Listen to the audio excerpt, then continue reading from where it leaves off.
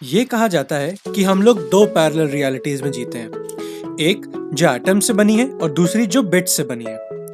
19th century में किसी ने सोचा भी नहीं होगा कि हम लोग लॉन्ग डिस्टेंसेस को कार से, मेट्रो से या प्लेन से इतनी जल्दी कवर कर पाएंगे। वैसे ही 20th सेंचुरी में किसी ने भी नहीं सोचा होगा कि हम लोग दुनिया के कोई भी कोने में होने के बाद भी एक दूसरे से वीडियो चैट या फेस टाइम कर पाएंगे। उसी तरह आज ये टेक्नोलॉजी भी चेंज हो रही है और ज़्यादा एडवांस हो रही है। इस वीडियो में मैं आपको ऐसी 10 टेक्नोलॉजीज के बारे में बताऊंगा जो इस वर्ल्ड को एकदम चेंज कर देंगी। अब वीडियो बड़ा ना हो जाए इसलिए मैं इस वीडियो को 2 पार्ट्स में अपलोड करूंगा। 5 टेक्नोलॉजीज अभी और 5 अगले हफ्ते। तो नोटिफिकेशन बेल को ऑन करना ना भूलिएगा। Let's go. Number 1, graphene. Graphene material सबसे पहली बार डिस्कवर हुआ था इन द ईयर 2004 और ये इतना यूजफुल निकला कि इसकी डिस्कवरी करने वाले साइंटिस्ट को 2010 में नोबेल प्राइज भी दिया गया। ग्राफीन को इंडस्ट्रीज और फैक्ट्रीज का नेक्स्ट गेम चेंजिंग डेवलपमेंट भी माना जाता है। जैसा कि नाम में ही है, ग्राफीन ग्रेफाइट से बना हुआ है जो पेंसिल बनाने में यूज होता है। फर्क ये है कि ग्रेफाइट 3 डायमेंशनल मटेरियल है और ग्राफीन 2 डायमेंशनल मटेरियल है। ग्राफीन का structure closely packed carbon atom से बना है जो हेक्सागोनल हनीकॉम पैटर्न में अरेंज्ड है। ग्राफीन की थिकनेस की अगर बात करें तो वो केवल 0.3 नैनोमीटर थिक है और हर एटम के बीच में सिर्फ 0.1 नैनोमीटर का ही डिस्टेंस है। अगर ग्राफीन को प्रैक्टिकल लाइफ में यूज करें तो ग्राफीन कॉपर से भी ज्यादा एफिशिएंटली इलेक्ट्रिसिटी को कंडक्ट कर सकता है। और इतना ही नहीं, ग्राफीन स्टील से भी 200 गुना ज्यादा स्ट्रॉन्ग है। इनफैक्ट ग्राफीन डायमंड से भी ज्यादा स्ट्रॉन्ग है और 6 गुना हल्का भी है। और क्योंकि ग्राफीन सिर्फ 2% लाइट को एब्जॉर्ब करता है इसीलिए ये ऑलमोस्ट कंप्लीटली ट्रांसपेरेंट भी है। इतना ही नहीं, ग्राफीन मोस्ट इम्परमिएबल मटेरियल भी है। इसके थ्रू आप एक हीलियम एटम को भी पास नहीं करा सकते। तो मतलब strength wise, flexibility wise, conductivity wise हर तरह से ग्राफीन एकदम बेस्ट मटेरियल है। ग्राफीन की पॉसिबिलिटीज ट्रूली एंडलेस हैं और अगले 5-6 सालों में इसे कमर्शियली प्रोड्यूस करना भी पॉसिबल हो जाएगा। Number 2, GPS 3। 1973 में शुरू होके 1993 में पूरा होने वाला दुनिया का पहला ग्लोबल नेविगेशन सिस्टम था अमेरिकन GPS सैटेलाइट नेटवर्क और इसने पूरी दुनिया में रेवोल्यूशन ही ला दिया for personal as well as commercial use. Starting में GPS के बेनिफिट्स सिर्फ US मिलिट्री को दिए गए थे, लेकिन बाद में इस टेक्नोलॉजी को पूरी दुनिया के लिए एक्सेसिबल बना दिया गया।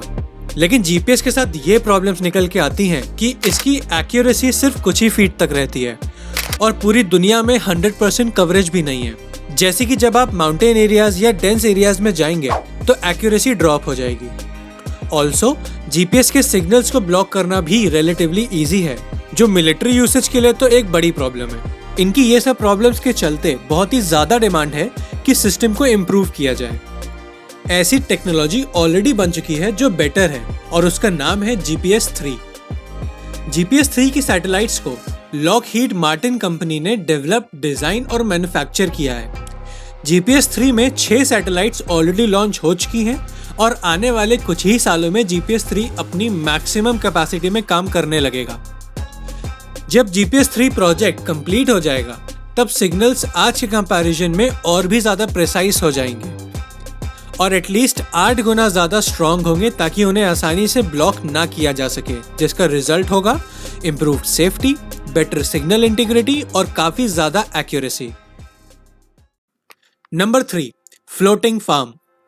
जैसे जैसे दुनिया की पॉपुलेशन बढ़ती जा रही है, सबसे बड़ी प्रॉब्लम जो हम लोग अभी फेस कर रहे हैं वो ये है कि सबकी जरूरतों के हिसाब से फसल कैसे पैदा की जाए।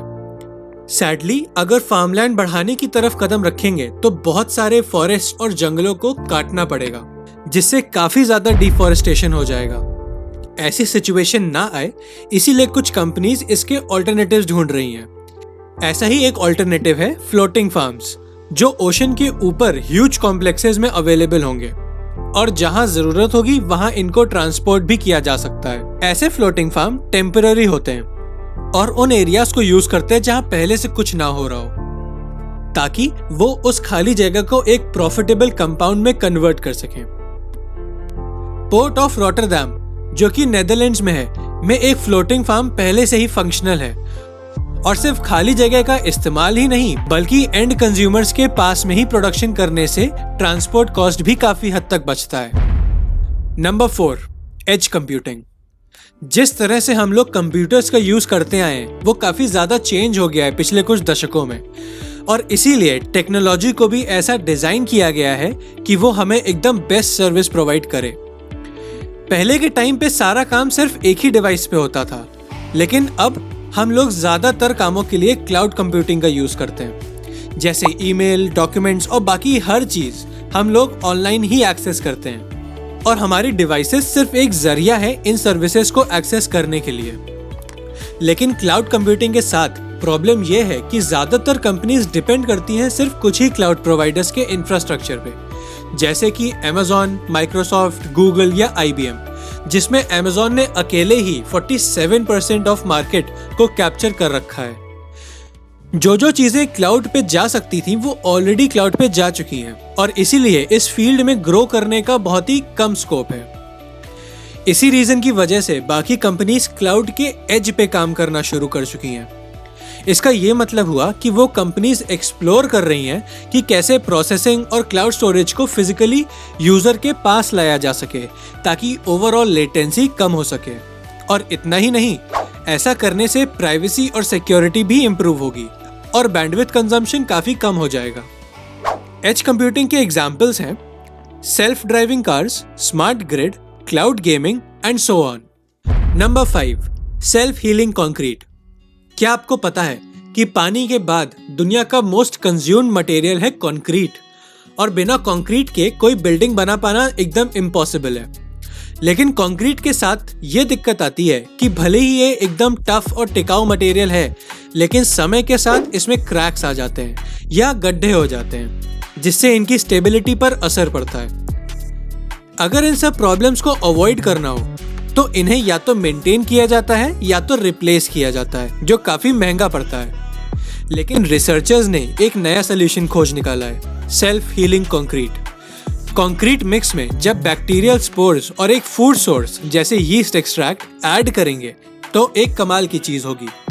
जब कंक्रीट में क्रैक्स आएंगे तो बैक्टीरिया को ऑक्सीजन और पानी मिल जाएगा, जिससे वो फूड कंज्यूम करके मल्टीप्लाई होने लगेंगे और as a by product calcium carbonate या लाइमस्टोन प्रोड्यूस करेंगे, जो क्रैक को दोबारा से सील कर देगा। अगर ये प्रोसेस सही तरीके से हुआ तो हमें पता भी नहीं चलेगा कि कब क्रैक बना और कब भर गया।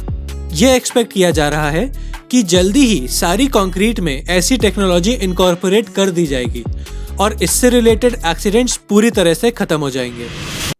अगर आपको ये वीडियो पसंद आया तो इस वीडियो को लाइक करिए, और इसका नेक्स्ट पार्ट मैं अगले हफ्ते रिलीज करूंगा, जिसमें मैं अगली पास्ट टेक्नोलॉजीज के बारे में बताऊंगा, जो है smart homes, artificial intelligence, hydrogen fuel cells, blockchain और क्वांटम कंप्यूटिंग। उस वीडियो को मिस आउट ना करने के लिए इस चैनल को सब्सक्राइब करके नोटिफिकेशन बेल जरूर दबाइएगा। So thank you for watching this video guys. मिलते हैं अगले वीडियो में, तब तक के लिए स्टे सेफ।